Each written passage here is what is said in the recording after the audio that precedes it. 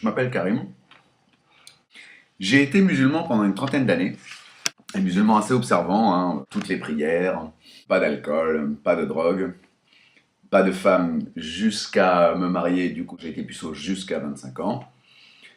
Voilà. Et à 30 ans, j'ai décidé d'arrêter parce que je me suis rendu compte que je ne vivais pas, mais que je me contentais juste de me préparer à mourir. Ce qui m'a semblé un peu absurde. Du coup, avec ce petit parcours, j'ai modestement l'impression que je peux apporter une pierre à l'édifice de la réponse à la question: l'islam est-il une religion de tolérance et de paix?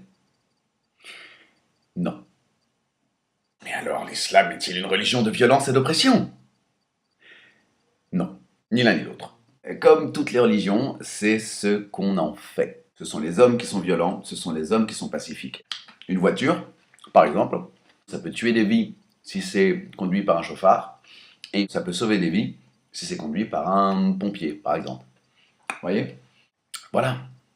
En soi, c'est rien de plus. Je voulais dire ça parce que si on continue à vouloir angéliser, je sais pas si ça existe, mais on va dire quelque chose juste parce qu'en face, la partie adverse s'efforce de le diaboliser, ben on continue à se bagarrer. Je pense que pour sortir de la violence, il faut donc comprendre encore une fois que c'est pas la religion qui est violente, ce sont les hommes. Et que c'est pas la religion qui est pacifique, ce sont les hommes. Et qu'à chaque fois, ce sont des choix que nous devons faire. Et c'est pas facile. Mais il n'y a pas d'autre solution. Parce que si on regarde bien, même quand on réussit à enlever les questions de religion, de richesse, de couleur de peau, eh ben on prend par exemple, dans les années 80, les Renois de Los Angeles. Ils étaient tous pauvres, tous noirs, tous américains, afro-américains. Et ben ils s'entretuaient parce qu'il y en avait qui avaient des foulards bleus et d'autres des foulards rouges. Donc je crois que le problème, il n'est pas du tout dans la religion.